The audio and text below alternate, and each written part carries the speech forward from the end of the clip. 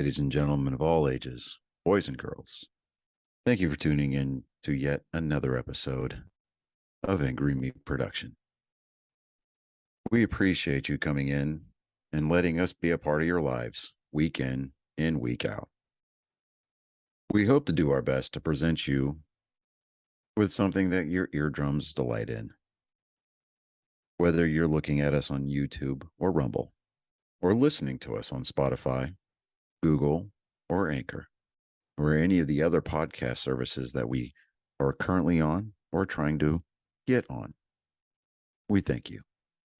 And if you don't mind, at the end of every episode, stop by, leave us a comment, leave us a like. If it asks for 5 stars, we'll take 5 stars, even if you don't like us. 5 stars are what it's all about.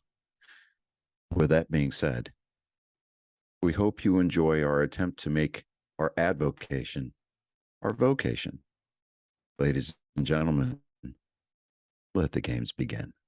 Welcome, Angry Faithful. We got BC Sanders of the Disruptor podcast on here again, and we're going to talk about gangs. I don't know. Is this going to be another long one like it was last time? No. I got a hard line of 1 hour and 17 minutes and 32 seconds. So I will have to cut it off then. I can always come back on and talk longer, but yeah, today we got to keep it to about an hour, man. We'll be good. Because I think we did 3 hours last time. We did 4. And or we did 4. Nobody wants to hear me talk for 4 hours. I don't know. There's people that actually like that. I don't even think we got to gangs or anything like that. I don't even know. We did a little bit on gangs, and we just didn't. And hand to God, I hope this doesn't happen like it did last time. Last time I talked to you, after we got done, I went to go get another pack of cigarettes, and it's like 7-Eleven's like walking distance. Just to give you a verification of how close it is. There was a raid on a house. And I'm talking. There was apparently this guy was I don't think he fired on officers. I think he was just firing. He was a murder suspect, and he had crept underneath the house, and there was like smoke bombs, and this is while we were talking. Oh wow! I'm surprised I didn't hear it. I mean, your line of work, you it's probably like, oh, that's a Tuesday for me. What are you talking about? But I was like, I didn't hear anything. Yeah, it's amazing what goes on in society that we don't hear or know about, and then when we don't, how good we feel about life. Yeah, it's only until we have to watch it on the news or social media or in your neighborhood that you realize, it's right outside my door, man. Yeah, it's kind of scary, but it's also it's you want to keep up prep and everything. I mean, I talked to this guy, his girlfriend was just recently accosted. We'll say that. And I talked to him. I was like, "Oh, do you need, you need like a weapon or something like that?" He's like, "Nah, I got knives." I'm like, "What?" Right. Yeah, I'm a great knife thrower. I can throw knives pretty good. I'm like, what? Oh, and right. It was literally like copacetic, I guess that was the word, that I watched this video of a little fat kid going, "I know knives," and he's like running as fast as he can, trying to keep his pants pulled up at the same time. I'm like, he died like 14 times just watching this. Well, I can tell you, man, I got a little fear of knives, man. Edged weapons are no joke. Only because you don't have to reload them, and if somebody is halfway motivated or angry enough, whatever, man, they can do some serious damage. Either way, I don't want to have to get in a gunfight or a knife fight, man. Yeah. Either way, like people think it's that everyone's out there. Oh, I can't wait to get in a shootout. It's like no. Like I'm trying to avoid that on a daily basis. So we were actually talking, and we conversate every once in a while. But you were talking about how you were setting up a special unit for gangs in your area because they were actually using like hotels and hotspots, which hotspots I understand, but you had to explain the hotels again for everybody else because Okay. I when you said hotels, it's like what, like Yeah. outside of them, and you Yeah. clarified it. But go ahead. Yeah. So yeah, this was several years ago that we really started seeing what used to be what you hear the term open air drug market, or a corner or a location where people actually stand around and someone will pull up or they'll walk up and they'll buy drugs, right? That's has been going on since probably 30, 40 years in the area we work in, or that I work in. So what we were starting to see was a transition where we were hammering these areas. So every dealer, you see them standing out there, you do surveillance every day, you pick them off one at a time, and you focus on that arrest that day, and you watch them make 7 to 10 sales that day. You stop the customers walking away, recover the drugs. Then later that day, you charge them with multiple felonies. Oftentimes, these areas, these hot spots, at least in our area, were near schools or city parks, that sort of thing. If they're within a certain distance of a school, that's an additional charge. So we had hammered these corners and these hot spots, as we refer to them. But also, what we were learning is that a lot of the gangs, mostly blood sets, different factions, and then Crip sets, had started utilizing our hotels in the city. And what I mean is, you have so many hotels in any city in the U.S., but not all the hotels are large and luxurious. Some of them are smaller, maybe owned by a family or a smaller franchise, and then they're charging, say, anywhere between $30 to $60 a night for a room. So what these gang members started realizing is they can't stay on the corners, they can't stay in certain areas that we've hammered them on. So now they transition into hotels, right? And how it works is, because of modern technology, a gang member can have 3 or 4 smartphones, and they literally can have their burner phone where customers are monitoring them and they're saying, "Hey, I re-up, I'm good. Hit me up at whatever, fill in the blank, hotel A. I'll be at hotel A, room whatever 227." You know what I mean? And now they might blast a text out to their customer base, and then the customers will actually go to the hotel and buy from them in the same manner they were doing, 10 blocks down the street near a city park or near a schoolyard or something. But the reason when they start using the hotels, it has to be profitable. So what a gang member would do is go in, read the room, so to speak. They go in and look at a clerk, size up the clerk, and maybe that clerk's on the up and up. So then they'll come back on a night shift. And then they go, "Oh, this dude right here, he's got a little edge to him, maybe." You know what I mean? So they might drop a hint about weed, or they might drop a hint about coke or Molly or heroin, any of these drugs, or they may say something about tricks like prostitutes. So they may say, basically like, "I'm running 3 girls. One of these girls will come turn a trick for you if you'll give me access to a room tonight." So when they find some type of vice or some type of thing that a clerk is into, they basically build rapport, offer that to them, and then the clerk may go, "Okay, cool. I'm here all night. You got access to room 227.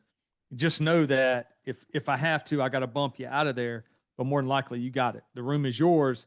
And then, I don't know, 9, 10 o'clock, some lady comes in there, that clerk goes in the back room, they turn a trick, he comes back up, he's happy, and the gang member now is straight profit. He's not having to pay anything for that room. So the longer this goes on, the more he's getting access to free hotel rooms. Right? You see what I'm saying? No, So yeah, so what they learned was that they could start to operate out of hotels and not be out on the street. And so it was twice as hard for drug units to actually come in and do the same things they had been doing. So now you basically have to set up, do long-term surveillance, or if you're really good, you flip gang members within that certain set that's operating in a hotel, and flip them into informants, and then they will actually tell you what hotels their fellow gang members are working out of. And so then you can actually go after The hotel, you can go after the staffing, you can go after the gang members, you can pick off their clientele, you can make the parking lot so hot they have to move to another location. What I mean by hot is you go in and make a lot of arrests for people trespassing and loitering on the property. If you're seeing, certain violations, and hotel management or upper management said, hey, I don't like that 20 guys hang out in the back parking lot. None of them have room keys. None of them stay here. I want them all trespassed. Or there's trespassing posted and they're sitting there, drinking, smashing bottles in the parking lot, firing guns off, being stupid. And then a team can come in and make multiple arrests. And then the word starts getting out. If you hang out in this parking lot, this hotel, you're going to get scooped up or arrested for trespassing. They're going to check for warrants, that sort of thing. And the more police presence, a lot of time in a hotel, the less criminals are going to want to operate out of that hotel. But they were becoming masters of flipping the staff, be it a clerk, sometimes a manager, like middle management that comes in and they are hiring the clerks, they're hiring the cleaning staff. That manager may have a cousin or something in a blood set, or a Crip set. And then they hook them up. So they're like, okay, cool. I'm the manager at this hotel. You give me a cut of whatever you're selling or girls you're turning tricks, and I'll let you get access to some rooms here. Okay. Yeah. So another question I was going to ask is when you get like the informants and everything, how do you because the thing I'm thinking, this is just me thinking, are a lot of those informants wanting to be like higher up in the gangs, and that's the reason why they're snitching, or they just do the the usual, hey, I'm trying to get out of this charge, I'm going to give you some information. Every gang member is different. Their motive for joining the gang is different. I say all of them are different, but there's several categories, but basically not every gang member operates the same, right? So they have different intrinsic motivation to join that gang and stay in the gang. Same thing when they decide they're going to flip or cooperate.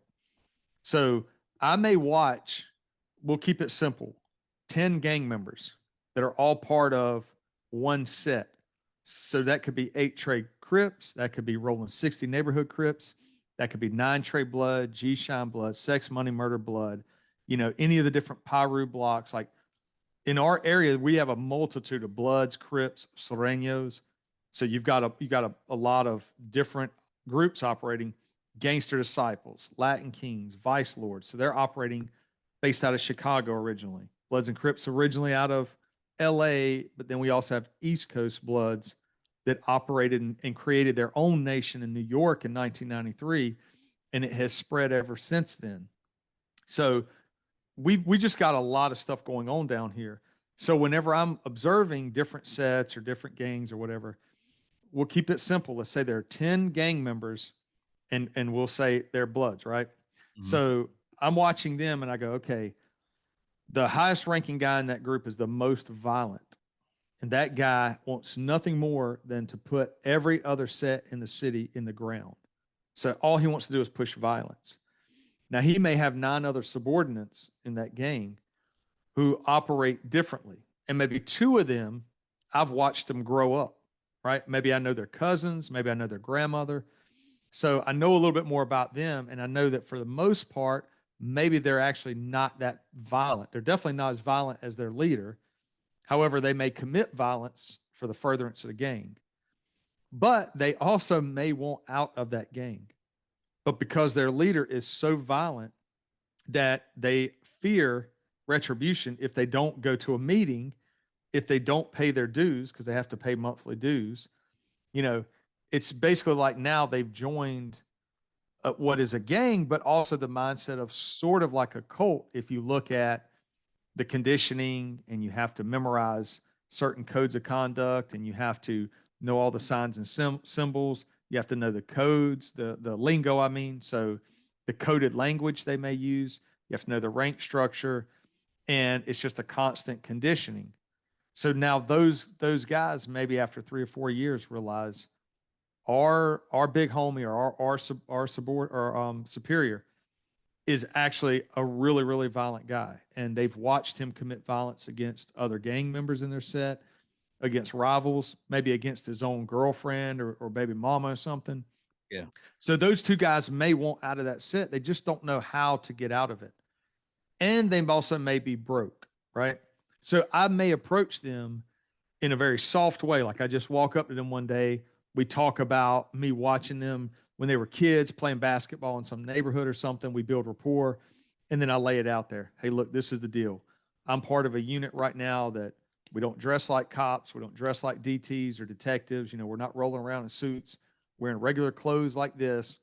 And our only job is to prevent violence or to help shut down a hotel where violence is occurring.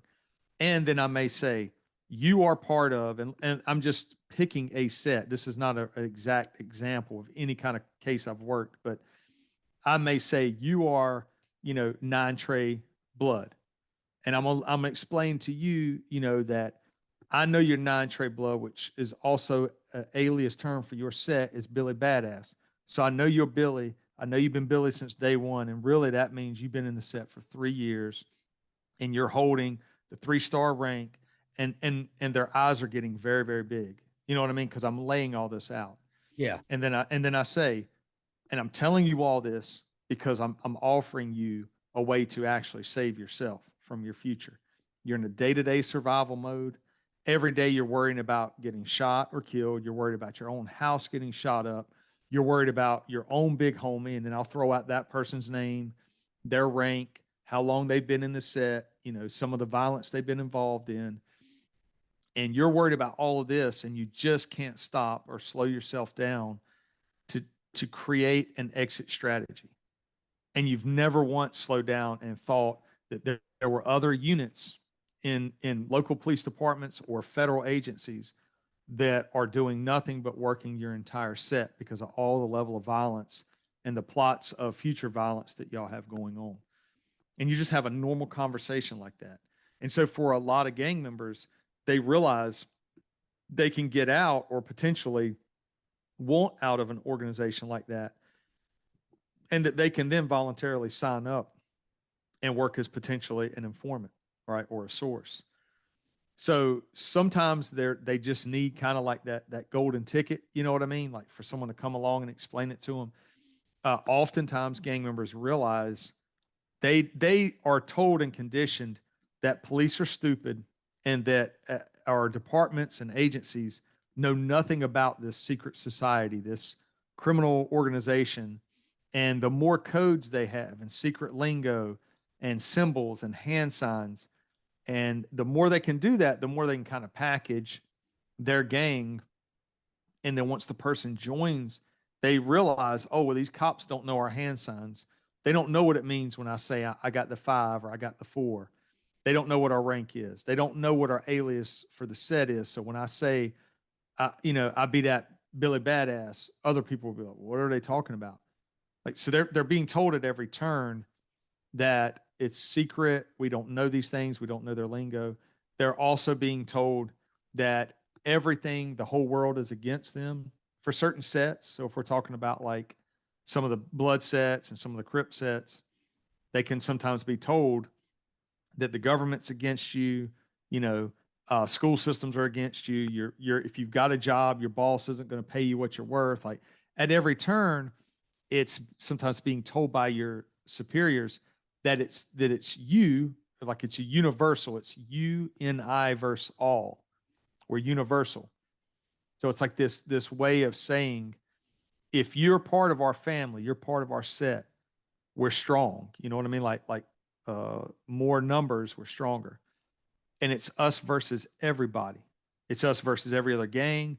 It's us versus the government. It's us versus your boss, maybe your parents, your family members. Like, so there's this, it begins to kind of tighten that social circle they may run in. So what ends up happening is, that's why I was saying, it's almost like more conditioning someone. So if you study like cults and how people end up joining cults or how they're seeking something, they're looking for something, and then they join a gang, and then all their things they're looking for gets fulfilled. It takes them sometimes years to figure out. For the most part, they're being used by the upper management, by the upper supervisors. Yeah, And I so was. once they, yeah, Sorry. Mhm. I was that was one thing. It's like when I was talk about cults and everything. The main factor of cults that you see is what they psychologists say is mirror effect, and Mhm. a lot of them is like they start doing like mirror effects to where like FPI do it for negotiations. They do like the last three words usually, or last part of the sentence to get that rapport. Mhm. And it's I haven't seen it work, but Mhm. from what I gather, it's strange that we can be controlled that easily. Yeah, I would say I don't use techniques like that. I would say that the rapport building definitely. But if you and I are talking and you say something to me like, but you know, I hate this set. I just want to get out. And then I say, well, if I understand you right, you're telling me you want out, like for real, you want out of the set. Now, I may say back to you what you said. I'm not doing it to manipulate you or try to get you to think a certain way. I do it so that I'm firm in what I understand you to say. And then if someone you're talking to, it also allows them to relax a little bit and to understand, oh, this guy is a cop, but he's listening to everything I'm saying, and what I'm saying he understands fully. So I do that as well, but I don't really do any kind of Okay. techniques like that. I think I know what you're talking about, but in my line of work, people have often asked me like, well, how is it that people want to work as informants? Like you're manipulating them, and there are other techniques that people use. I don't do any of that. I like to explain to gang members what their life is like and what their situation is like. And if I can show that I have all this knowledge about the gang, it helps them understand that they are in a losing battle, that their is not as strong as they think it is, and that their superiors have been lying to them because they have. You know, their superiors will tell them, don't snitch, don't trust anybody, you know, and it's almost like a domestic violence situation where an abusive spouse or partner has cut off their partner from the rest of the world or the rest of their loved ones. Now, not it's not always that way for gang members. It just certain sets that become very violent and controlling certain parts of a city, they really have control of their subordinates. And so when that stuff starts going down, it gets crazy. So like you had Andrea Uplate on here last week, I think it was, or a few weeks ago. But you know, she's on Failure to Stop night shift, and she and I talked about this how gangs and those organizations are very similar to joining cults, like I was talking about earlier. Or you end up having someone who is in the gang and they have multiple charges, and so then they may want to cooperate and work off those charges. I don't really deal with a whole lot of that. I you know, when I'm looking at projects kind of like you mentioned earlier, when we're going after hotels or we're dismantling an entire blood set, I'm looking at cooperators who willingly want to work, who willingly will provide information in order to have some type of future and to understand they joined something that they quickly, or maybe not quickly, but within a few years realized is an end game. It's only bringing negativity in their life. It's only gotten them prison charges. And those gangs grow. Like no one is really asking the question, where are gangs and how are they growing? You know what I mean? Yeah. So And the reason I say that is if you were to overlay the last 5 years of, or let's say last 3 years of violence in the major cities, your top 50 cities in the U.S., the most populated cities, if you were to overlay all of the violence that is occurring in those cities, you could overlay it with gang presence. Can they articulate and document legitimate gangs in their cities? Then overlay that with cities that have changed policies to go to more of a defund the police, more of a hands off. We're going to dismantle our gang units. We're not going to do proactive traffic stops. We're not going to work proactive patrols. We're going to cut back on our street level or street crime units. You overlay those, and that's where you'll see your most violent cities with, 400% increase in aggravated assaults, 200% increase in homicides, even traffic collisions. You can look at the traffic collisions in cities, and it's not gang related, but it is definitely when you stop doing just normal traffic stops like that officers do, you then see these collisions increase at especially major intersections and areas where you've always kind of had collisions. That's why you do traffic stops there. So the blue lights are out so people know to slow down, look before you turn right on red, don't run this stop sign, those sort of things. Those traffic collisions that were fatal in the last 2 or 3 years have skyrocketed. And it's all that you can overlay it on that. So when you talk about gangs, people are oftentimes very, very interested when I start talking about gangs because I'm from the South. My area I work is in the South. And so for me to say Bloods and Crips and Sureños, Norteños, Latin Kings, gangsters, like people are like, what, in the South? Like, yeah, the problem is in the South, the major cities have an influx from all these other areas. So instead of like having a Chicago area where you've got like gangster disciples entrenched that used to be anyway in a certain area, they've expanded obviously throughout multiple states. But, you look at the South, it's like fertile ground. So everyone is either moving here for population shifts. So someone can move here. And if they are, say, maniac Latin disciple out of Chicago, they move to the South or say they move to my city. And we don't have a real presence of maniac Latin disciples. That person, if they're motivated, can begin to recruit and start infection basically in our city. And so from the day they touch down, 12 months later, they could have 5 subordinates, 10, 12. They could make it grow. Like we have had a gang basically grow from, 5 original members to about 300 inside of about 2 years, 3 years. Jesus. Yes. But we have And somewhat of we have Crips and Bloods here in Wichita Falls, which is it still surprises me myself. But our biggest thing is cartels. Like just recently, and I'm saying just recently, like it's really like 8 years. We had MS-13 like really big here. Yes, I believe it.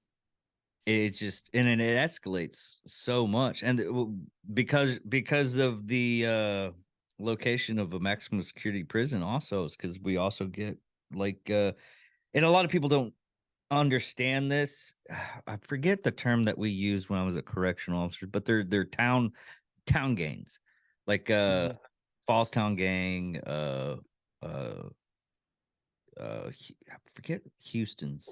It's just people that are from Houston. They join a gang from another gang, and they created their own gang set. A hybrid. Yeah. It's more or less like a hybrid type deal, and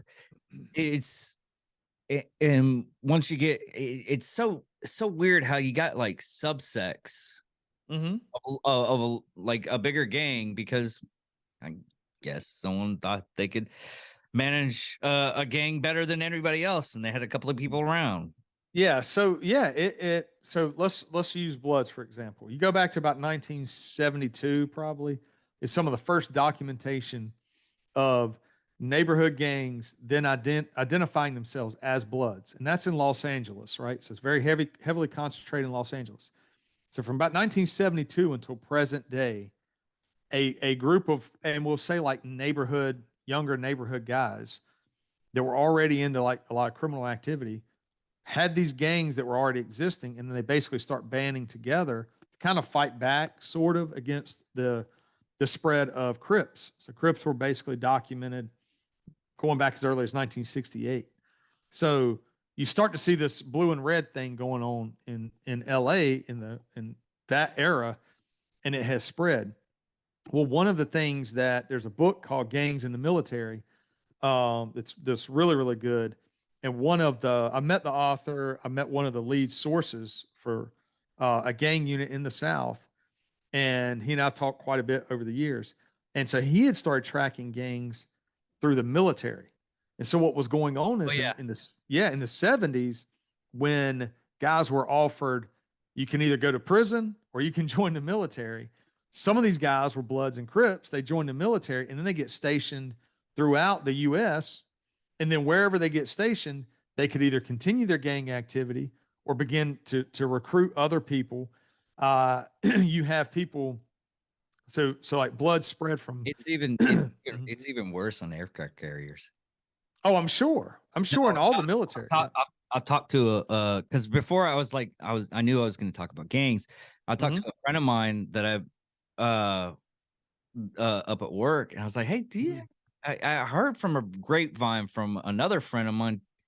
Were you ever on an aircraft carrier? He's like, yeah. Do you have problems with gangs? Oh, dude, you have no idea. It's Crips and Bloods are on those things constantly, and we have prostitution rings where what they did is I don't know if you had them when you're in the military, but you had like little pocket things that go around your neck, put your ID and everything in, and your chain. They're like wallets for your neck. I got you. Yeah. But they would show like a dime and a quarter, the women would, and that was their price. A dime that is for $100, and a quarter they would do this for $250. Wow. And yeah, I didn't know. It just because the aircraft carriers are floating cities, and they say there's like gang problems are freaking horrible on aircraft carriers. I believe it, and mainly because if you think about let's say 1972, you don't have to worry about gangs joining the military unless they're coming out of LA area, right? Yeah. You don't have to worry about Kansas or any of the southern states or wherever, whatever, Washington State, Oregon, North Dakota, whatever. So, but now because you have so many gangs spread throughout the US, every city's got them and suburbs. When guys are joining the military, there's a very high probability that they could, or a higher probability they could already be a gang member. So I have had recruiters ask me questions about tattoos, like, is this a gang tattoo? And so you have to be able to really, really articulate and be like, that specifically is the only way you can read that tattoo is by this gang, and this is why. And so you may find like 6 or 7 identifiers within the tattoo. So like when I was talking about blood, so when someone says they are a blood gang member, or like in law enforcement, people say, "Hey, can you help me with this?" Yeah, what do you got? Well, this guy's a blood.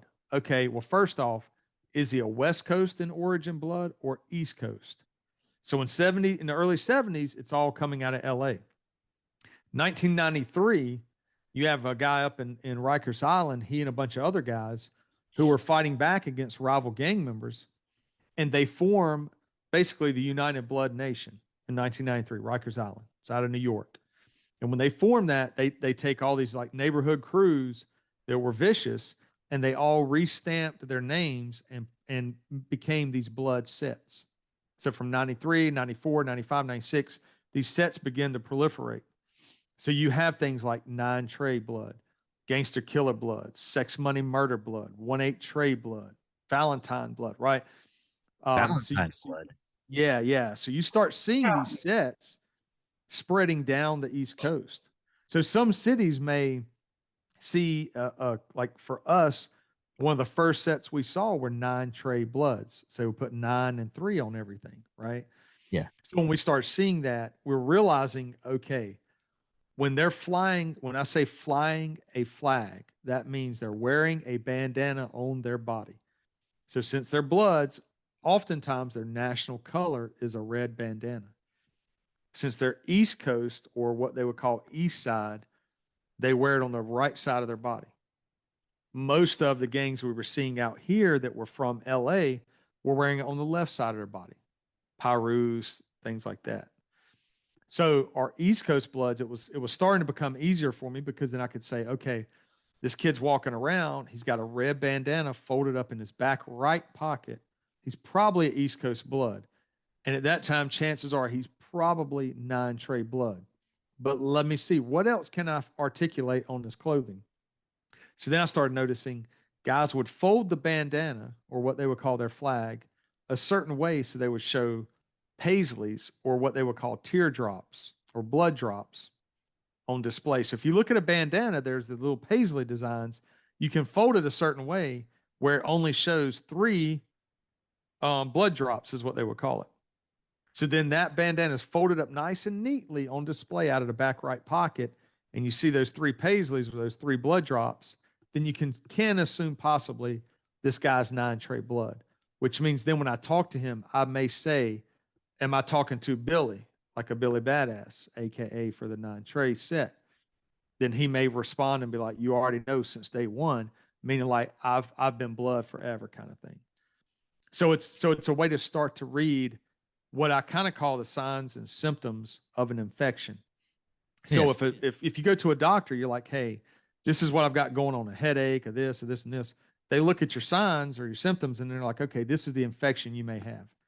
Gangs are the same way. So I'm not disrespecting gangs or anything like that. What I'm saying is, if you look at all of these things and articulate it, you can then say, he's wearing a red bandana. It's on the right side of his body. He's got 3 blood drops on display. He's got BBA tattooed, whatever, on his face, on his neck, or, on his fist. Okay, I know BBA means Billy Badass. Our East Coast Bloods also have 5-pointed stars. They use flames. They use blood drops. So these are some of the symbols they may use. So when you look at it that way, you can articulate that a person more than likely is a gang member based on these things, right? Their tattoos, their attire, maybe their lingo, like he said, you already know since day one. He knows what that means. So that's how I would be able to figure out what set. I say an infection because if somebody is, like, we'll keep with that 9 tray blood, and he moves to an area, right? He's already a made man, or what they would say, he's already been brought home. Yeah. I mean, he's been recruited, he's in. So if he has rank and wants to start recruiting in his city, he can do that. So some of these sets, and when I say set, I'm saying SET. So it's like a smaller group within the larger nation, right? So the U.S. is a nation, whatever. Kansas is a state, right? So United Blood Nation, Kansas would be the set, right? So 9 tray would be a set. It would be a smaller group within a group. So if he moves to a city and he wants to make, or he has rank in that city and he wants to make it grow, he can recruit people. So as he recruits people, certain sets may do like what they call charge dues. So they would actually charge a certain amount of money to be a member of that gang, right? So there's usually 3 ways they can get in the gang. Now, not all sets do this. So I'm some do it, some don't. And every gang kind of operates differently, even within a blood nation, even within a Crip block, or chapters within Gangster Disciple Nation or that sort of thing. But some of these gangs will offer 3 ways. You can get jumped in, you can get blessed in, or you can get sexed in. So jumped in is what most people hear about. You have a few members of the gang beat you up for a certain amount of time, and then afterwards they all kind of hug and embrace you, and a lot of times tell you, I love you, brother. Like I always take care of you. Sometimes it can be very emotional, right? Like I've seen guys cry during other events because they're like, that's my brother. I'm my brother's keeper. Like I can't let him go down. Or I can't let him go to jail, So it becomes more of a family thing that way. And it's a rite of passage. So for those people that study sociology, or you study any kind of organization or how people interact in a group setting, this is like a rite of passage. Yeah. Right. So another example would be like in your military, and I got blood rank. I'm getting my rank beat into my collar, hitting my collarbones, and these pins are poking holes in my body, and blood's trickling down my chest. And I'm like, this is the greatest day of my life. You know what I mean? Like I just got my blood rank. I got my rank beat into my collar by multiple people in my platoon, but it's a rite of passage. We're young men, we're showing our aggression. So beat ins or jump ins are usually the easiest, or not easiest, but usually the most common way to get in. Blessed in is just when you already know somebody in your family or very close to someone who's willing to vouch for you. And so it could be like an uncle vouches for his nephew and says, I've been in the set for whatever, 10 years. I'm vouching for him. You don't need to worry about him. Like I'm standing him up. So blessed in is not always looked at within the gang as the most respected sometimes, because the guys who get jumped in are like, well, you didn't get beat up, you just got blessed in. So sometimes there can be some infighting within the gang or jealousy or whatever because of that. Because they took the easy way in. The way some of them will say, like, hey, this guy took the easy way. Yeah, his uncle took care of him. So in that organization, that's where your nepotism comes in. So you may have someone who gets blessed in, they make rank faster than other people who are working really hard because the uncle is looking after them. Just like an uncle who hires you at their grocery store or something may say, yeah, let's put him in for a promotion above other people, because it's nepotism. It's an organization just like anything else. The third one, sexed in, is most gangs got away from this, but this was kind of big probably 15 years ago, at least in our area. And that was when girls started wanting to join the gang. And so originally, girls were not really joining the gang, at least in our areas. A lot of the gangs were just, they weren't doing that. But then as girls were getting older, they're like, well, no, I want to be in the gang. I don't want to just be like somebody's girlfriend. Like, I want to be a card carrying member of this set. They get the offer to get jumped in, or some guys were offering sexed in. So like I said, most sets don't do this anymore, but the ones that were doing it, they would basically tell a female, you can join the set, but you got to do this. Like, basically 2 or 3 guys are gonna do, basically just whatever sexual acts they come up with. And I've actually heard that around here. Yeah. They used to do that one around here. It was like 95, and I heard about it. I was like, Yeah. really? Yeah. And you had other gangs that heard about it, and they would actually check them.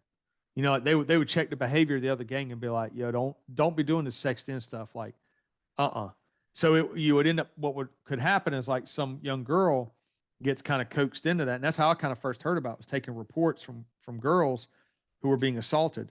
And they're like, yeah, I thought all I was going to do was sleep with this guy. And, to a 15 or 16-year-old, they may think that's just, we're just going to have sex and he seems nice to me or whatever. And then they're at a party, they're getting ready to do this. And then there's like 3 guys in a room and really, really bad stuff happens. Yeah. And then they realize, like, this is horrible. And these guys are not my friend. This is not my family or whatever. This is. So when that stuff was going on, other gangs were like, no, like, y'all need to know that these dudes are sexing in these girls, and really all they're doing is raping them. And like, and that's what I mean. Like, when I talk to people about gangs, every person is an individual. So I don't judge an individual based on that entire set, right? They are not always what their set is. Now, they're part of that criminal organization. I'm not saying that. I'm just saying, on an individual level, if I'm trying to build rapport, talk to a gang member and try to see the good in them, and to see how are they going to be able to get out of this mess, or are they actually public enemy number one, that sort of thing. So if they are out there raping young women, then yeah, guess what? You're public enemy number one. And even your own set, even your own fellow gang members are going to provide information to get you locked up, because sometimes they don't even provide information. Sometimes they take care of the business. Or true, yeah. Sometimes they'll split somebody's head wide open, and then you hear later, yo, that dude was sexing in girls, or that guy is a rapist or whatever. So those really, so you basically come down to getting jumped in or blessed in. And now we're seeing a lot in the last probably 10 years, maybe, but a lot of young girls wanting to join these gang sets. And when they join, they're putting in work. They get jumped in, they carry guns. You know what I'm saying? Like, they're trying to go harder than some of their male counterparts to prove themselves. Yeah, So, I had the same thing. A lot, and not to say anything bad about like women and that type of stuff. I mean, women in the military, it shows that they always are a lot more harsher to deal with, because they think they have to be a badass 2 times the amount. mm-hmm. And I had to deal with a couple of them myself, and I don't want to say I put them in their place, because that sounds wrong. I had to go over their heads and talk to supervisors and say, hey, this feels wrong. Why does this feel wrong? And Mm-hmm. they're like, oh, yeah, most females in the military, because you got that whole I want to say testosterone of the guys, and they want to be just like the guys, so they think they have to, and it's even like this Napoleon complex type deal with women, where they think they have to do like 2 times harder to prove themselves, which sometimes is the case, but other times it's just you don't need to do that. So yeah, when I was in the Army, at that time they didn't really have they didn't put females in any type of the combat arms or anything. So I don't know. I didn't never.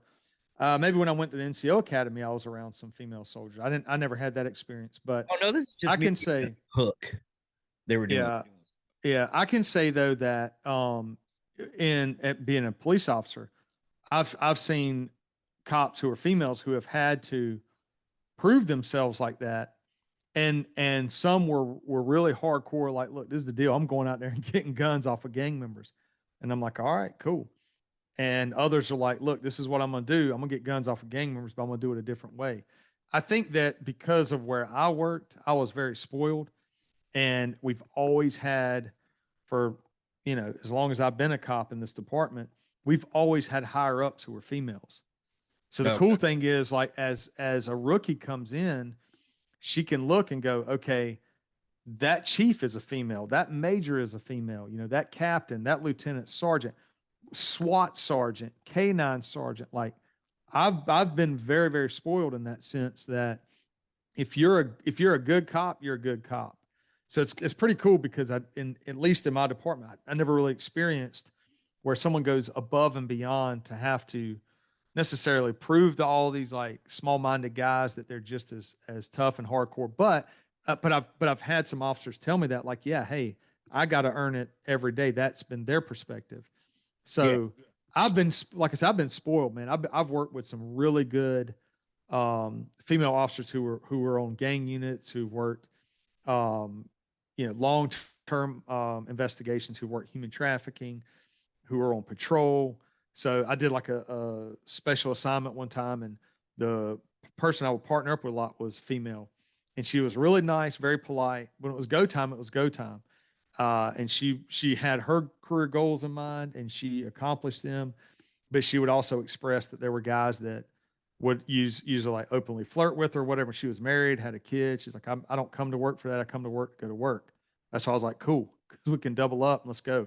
That's what I'm here for. You know what I mean? Like, I'm not about all this other drama. So I have been spoiled in that sense. And gangs mirror society in that sense. So now the gangs are just slowly starting to catch up with, females who are joining their gang and wanting to have rank. So we've had other like females holding rank coming into in and out of our areas.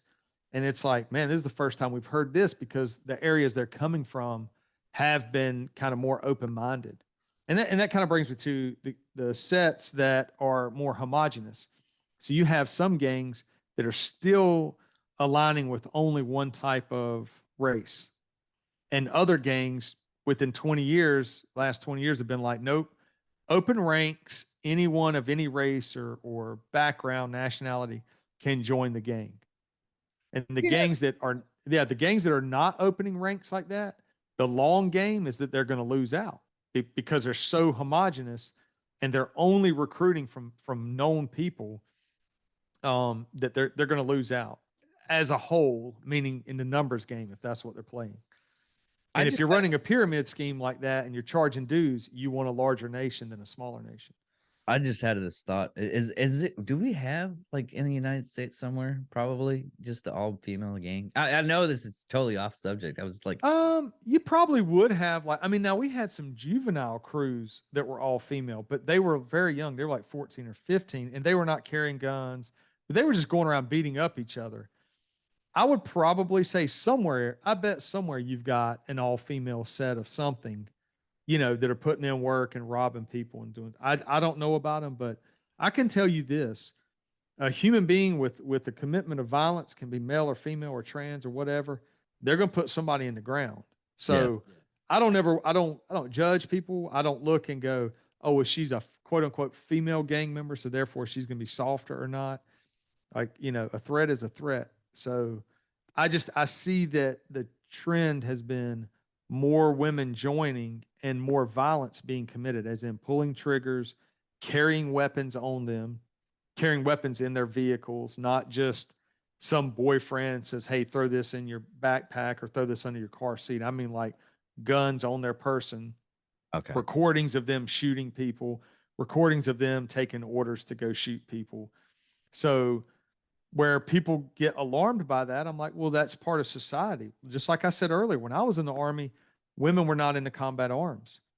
You know, but now you've got women getting, for decades now, getting into different assignments they were excluded from, which is crazy because if you go back to World War II, women were serving in the OSS as spies and parachuting into France, occupied France, and building up resistance forces and executing Nazi guards and stealing their equipment and destroying bridges. And all of that now has been documented. And for whatever reason in history, the military and agencies kind of shifted away from that after World War II. And then these like kind of bans on women being in certain units.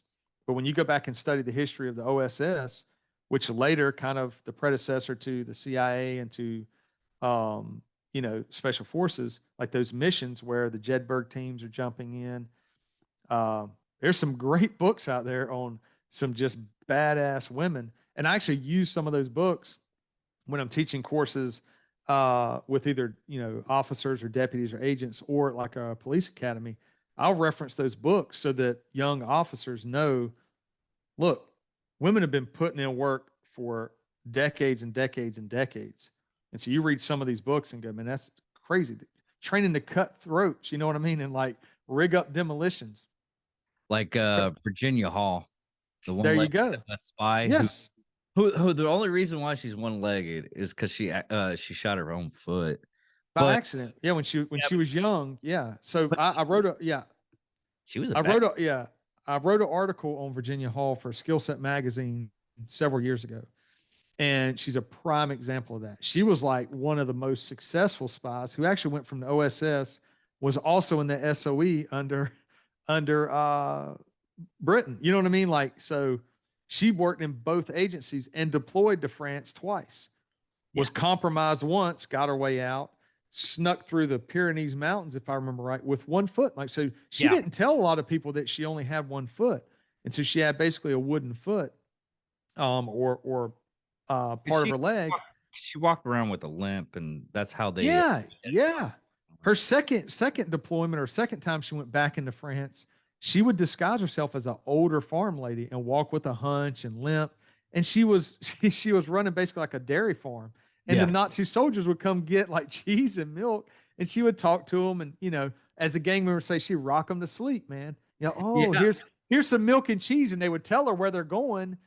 And she would see how many numbers there were, how many vehicles, and then she'd get back on what they called the typewriter, the machine, the decoding machine, type up a quick message, and boom, send it back to the decoders to figure out, okay, shit, she's got a lot of stuff going on right now in that area. Complete badass. Another one's Nancy Wake. Nancy Wake, the White Mouse. Oh yeah. So there's several books, and some of them are escaping me right now.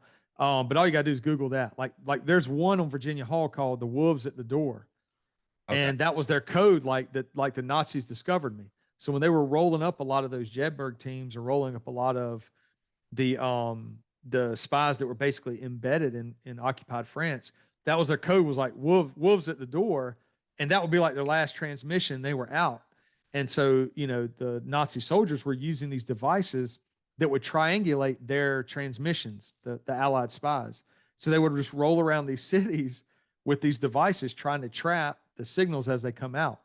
So like Virginia Hall, Nancy Wake, like all these teams, they would have one person who could decode these messages and transmit them with this machine they had to travel with. And so they had to be really quick, send a transmission out, and then get off of that, hide it. So it was a lot of times very, very short information. But she was amazing. I say that to say, I know why a lot of that was kind of hidden from the American population, because some of those women actually said later in life, if we told our stories, if our stories got out, and we ever had World War III, then the enemy would know that women in their country could potentially be spies. Yeah. So it was almost like they were so arrogant at first, they would never believe that these women were training to parachute in with completely indigenous clothes. Like some of them actually had their dental work redone, fillings pulled out of their teeth, so that when they got in country into France, they would blend in case they got captured. The Nazis wouldn't be like, "This is American dental work." I guess America was known for great dental work at the time. I mean, just absolutely crazy. I know I just went off on a tangent, but man, I'm always impressed with women in combat, women in police work, women like that in World War II. Like I get motivated when anyone does some badass stuff in Yeah. history, and then we get to read about it and know that they were just so hardcore, man. It was just cool, man. It's like right before we talked on air was we were talking about the giant killer, the 4'9" Green Beret. Mm-hmm. How Yeah. I mean that was awe inspiring what he did. I mean, it Mhm. was kind of sad what happened later in life, but but another thing is there's a lot of stuff that are just not. It's like just here recently we just found out how the Navajo, like maybe about 20 years ago. Yeah, it's not stupid, Mhm. but the Wind Talkers, how they Mhm. their language, Japanese couldn't Yeah. figure out the language, and that's how we got a lot of our signals through. Mm-hmm. You want to hear something crazy when you talk about World War II and the Japanese? So when Japanese attacked Pearl Harbor, you had scores and scores and scores of soldiers trying to join the army from Hawaii who were second generation. Their parents were from Japan, but they were born and raised in America. And so they wanted to join and go fight Japan because they just bombed Hawaii, right? Mhm. And you had a large population in California as well. Same thing, second generation. The parents were from Japan. They were born in America. America is their country. That's what they know. And they're watching the Japanese forces killing Americans, their fellow Americans. So you have these large numbers of men joining. And one of the guys ends up in a unit that's basically trapping Japanese transmissions, and he's translating them. So he grows up in America, or grew up in America, joins, and as he's listening, he remembers Pearl Harbor, right? He's listening to these transmissions, and he's figuring out that the architect for Pearl Harbor, right? This guy, and I forget his name, this admiral or whatever, this soldier's like, oh, this is the architect for the Pearl Harbor attack, and he's translating from Japanese what they're talking about on the radio, and realizes they're talking about a trip that this guy's going to have to fly in, and what coordinates he's going to have to take. And so this soldier's able to translate, get that information up the chain, and they do basically like a airstrike on that plane that admiral was traveling in and blow him out of the sky. So it's like you got this young guy who sadly has to experience Pearl Harbor, but then kind of has the satisfaction of hearing this transmission and being like, this is where this guy's going to be at this certain date and time. And then the Allies kill him. Get It's crazy, but retaliation. yeah, but there were some units, man, that they were in like the 100th Battalion, and they were known as the Purple Heart Battalion because I think like 80 or 90% of that battalion had been injured in combat. And per capita, that unit was second generation. Like I said, their parents were Japanese, they were American. When they joined, they made a whole battalion of these guys. And per capita, for the amount of time they were in World War II, they were the most decorated unit. And I cannot remember off the top of my head how many Medal of Honor recipients they had, Silver Star, Bronze Star, um, just uh, just heroism. I mean, they were just taking it to the enemy, and some of them ended up joining these units that went way behind enemy lines and listened to Japanese soldiers talking on the perimeter. And because they spoke Japanese, they knew what they were saying, and they would scoot back to the rest of their unit. They'd be like 3 or 4 man teams going all the way up to like a Japanese perimeter, listening and then sneaking back. I mean, just complete courage, man. Absolutely amazing. Even Um, Texas has stuff like that to the point to where the Texas National Guard were entrapped in a mm, German crossfire. They couldn't okay. get out. No one could get in to Mm-hmm. help these guys out. And I think it was a Japanese only infantry unit. Okay. Mm-hmm. And they go in and save these Texans, and now and only like 12 of them survived. Ooh, okay. And all those 12 are honorary Texans. The governor is like, hey, you got no Mm-hmm. problems. What's really funny about that is I visited a friend of mine's wife. It's native Japanese, and we ended up. And I still can't believe we had this problem. Was someone was just being like a blank? I think he was like a skinhead or white supremacist or something like that. Okay. And he goes up and he's like, "Oh, I can't believe they're letting Japanese Jap in here." I was like, "Really?" And known history. And she was standing right now. She's like, no, we'll just go away because she's native to the point where she's courteous and everything to a point. She's a spitfire too. But I looked at him. I was like, you don't know your history about Texans and Japanese. He's like, what do you do? I was like, listen, we got 12 honorary Texans that are Japanese. What they did for us Texans. And blood of blood, I'm a certified Texan. Okay. I will teach you a couple of lessons. And he just it just deseculated. Can't even say that. De-escalated. Yeah. Situation. Hey, yeah. When you mention a skinhead, Nazi skinhead, I just interviewed a guy. That was a great. What's episode. that? That was a great episode. Oh man, that guy, I read his book. So the whole thing, you heard it, but this guy wrote a book about his life, and it's called The Autobiography of a Recovering Skinhead. His name's Frank Minks, and he grew up in the Philadelphia area, but he became a Nazi skinhead, was just severely violent. And when I say violent, like when you read the book, you'll know, or some of the episode, he goes into a little bit of it. But it took a while. And when he got reformed, he came back. I say came back, came out of prison, and now is actually working towards trying to bring people together. But man, it took me a few years. I originally reached out to him after I read the book.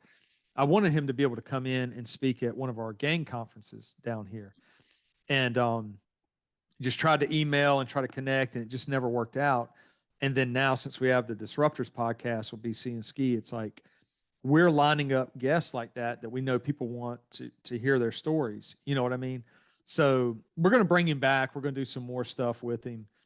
We had a great talk. We talked afterwards, messaging back and forth, but just and he's touched on a little bit in that episode.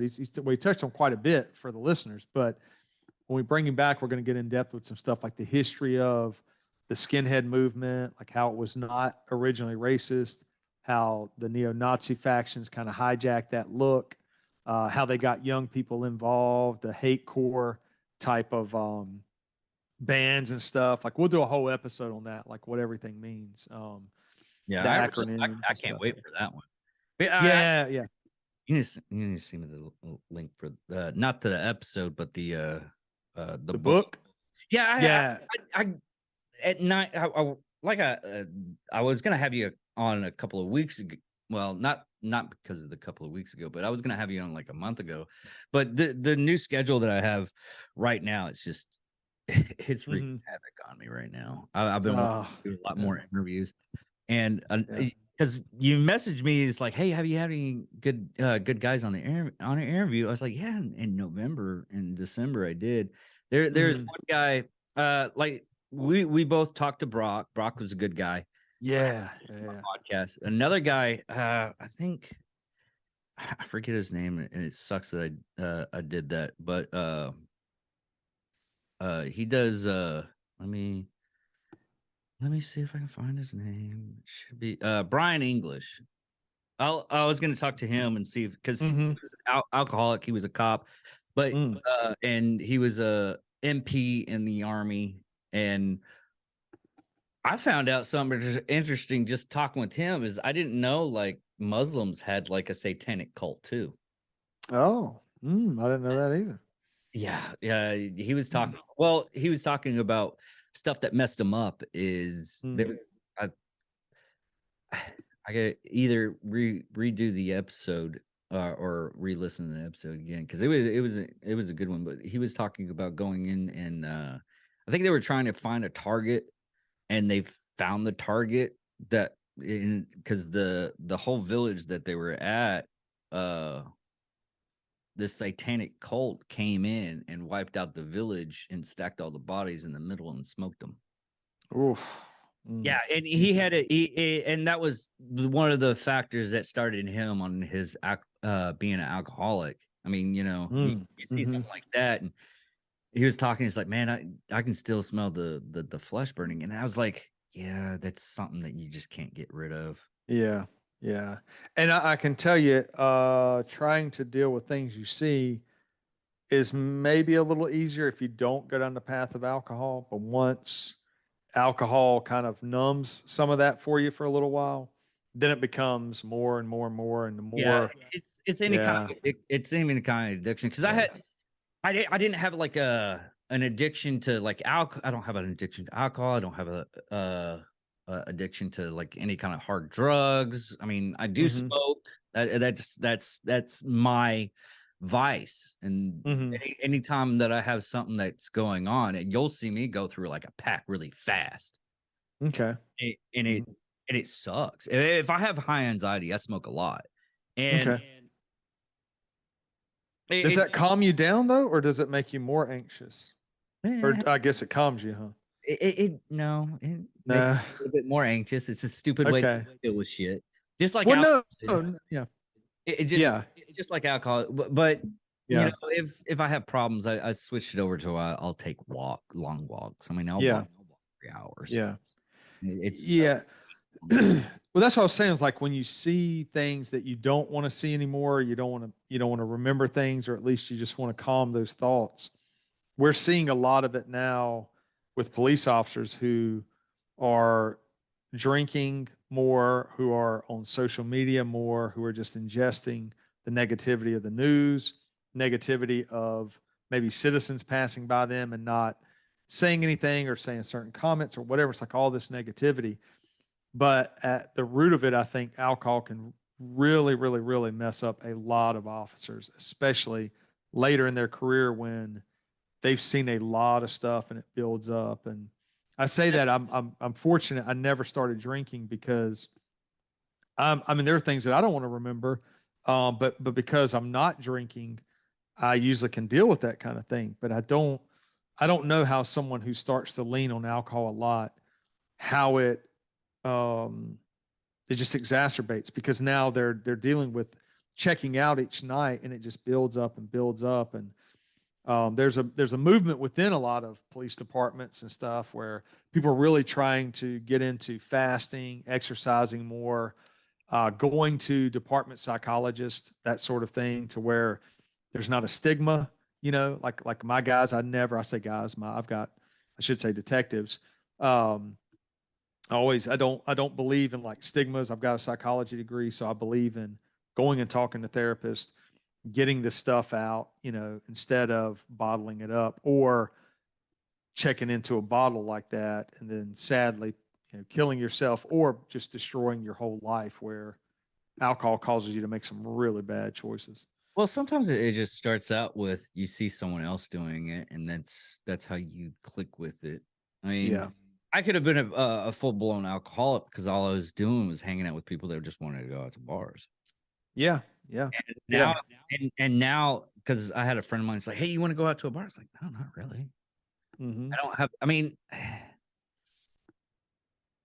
Like it, I love hanging out in bars, but oh, I don't drink. But that's the thing. Like, I don't drink. So if and people will often say, "Well, one, how do you hang out in bars?" Which I'm fine, I have a good time in them. But then two, they're like, how do you not drink? But people don't understand. I never started drinking.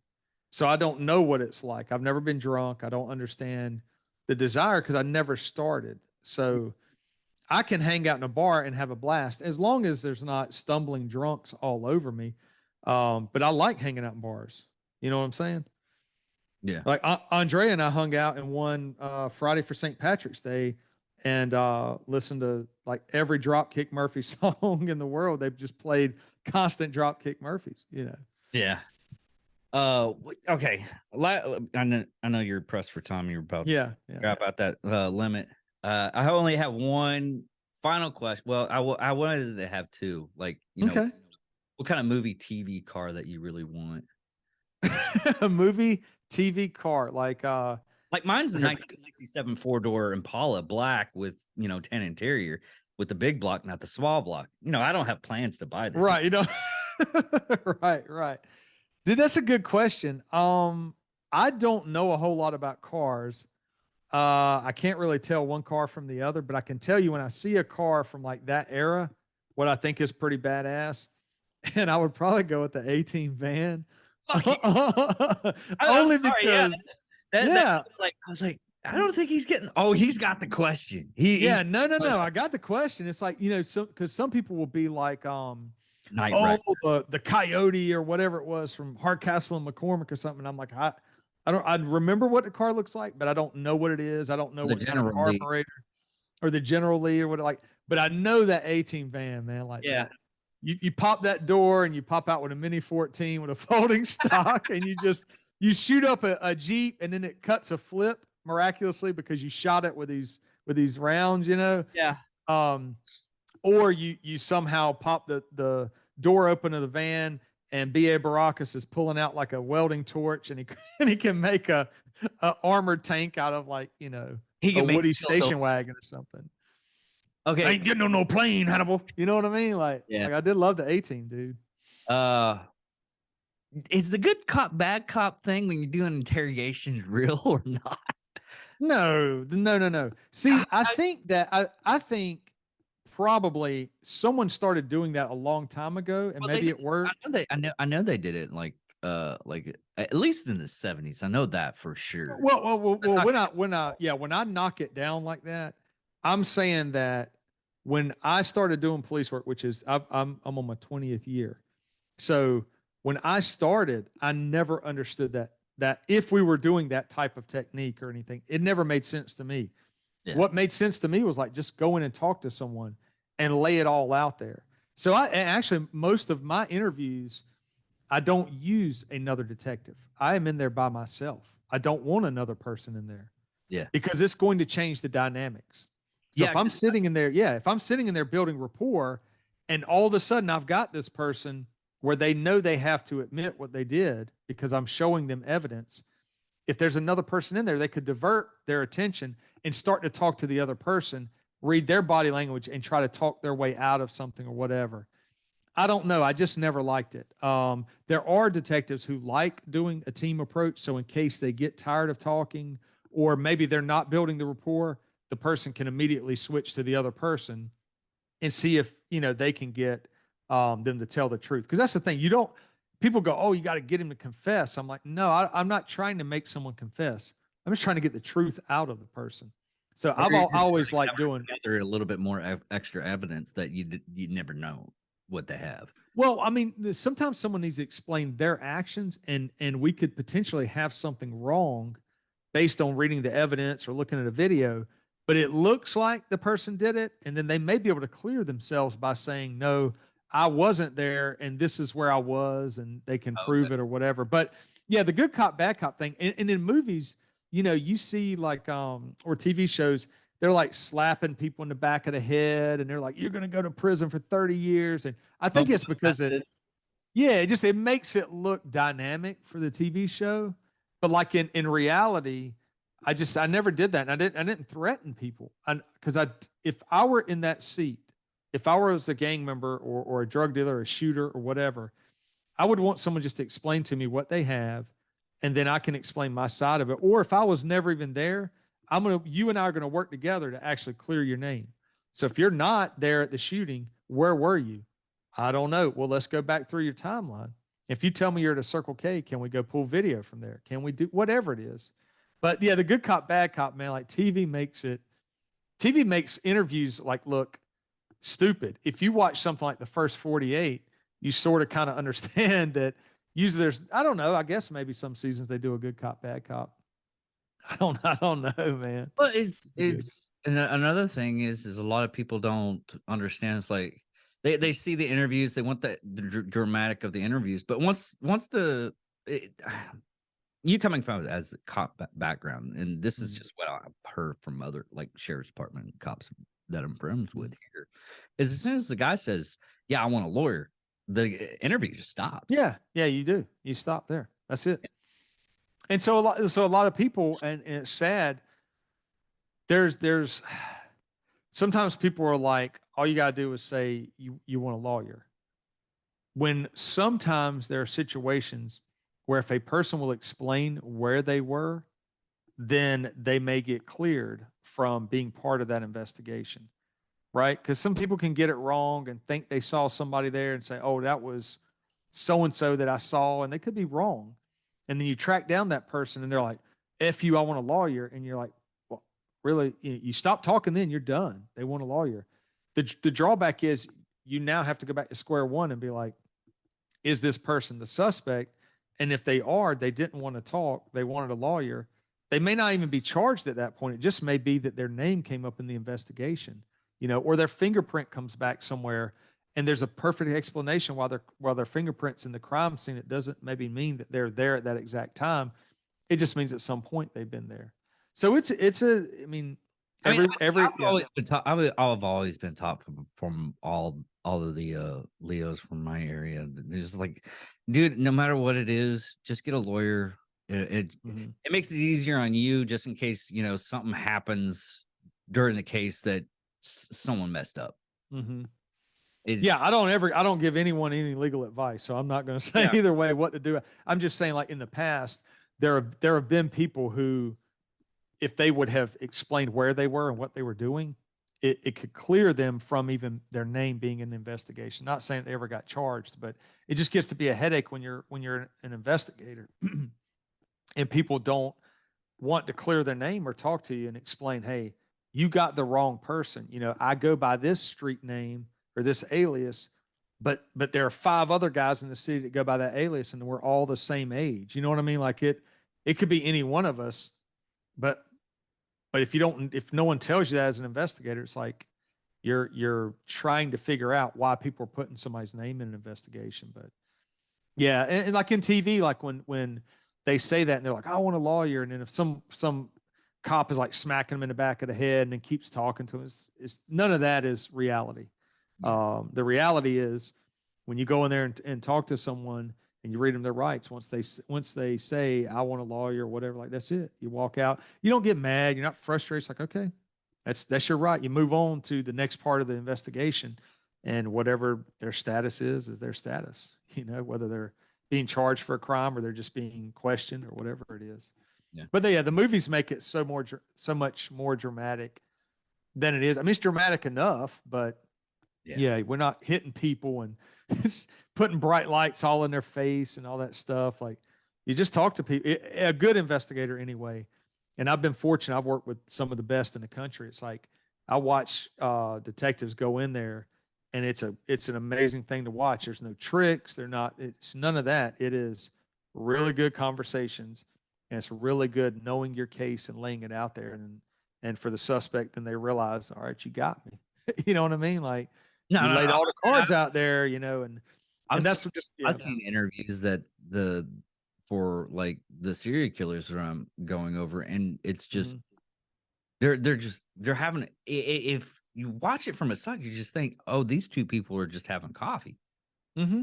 Yeah, but it turns out that he's getting them confessed to like everything. Yeah. Some people want it, like with serial killers, they want to talk about it. They want to relive it. They want to be in control. Yeah. They want to show you how smart they are, especially if you're the detective. It's like, I'm going to basically show you that I'm smarter than you. They finally have their audience. Yeah, exactly. Yeah. And their arch nemesis. It's like, exactly. You're the detective that's coming after me, or you're the detective that's worked this case. So What? almost sort of like, you see those smirks like, okay, you're as good as I am because you caught me kind of thing. So Yeah, yeah. it's the whole villain monologue thing that gets them.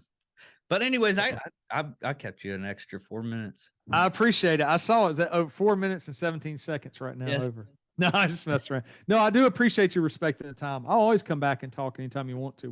Oh yeah, and hopefully I get my schedule set up to where we can do it again. And I love having you on. It's good conversation. Yeah, but thank you very much for coming on. yeah, man. I appreciate it. I enjoyed it. Thank you for coming on again. That's Yes, sir. the Disruptor podcast, everybody. And I'm David Dickerman. Peace out.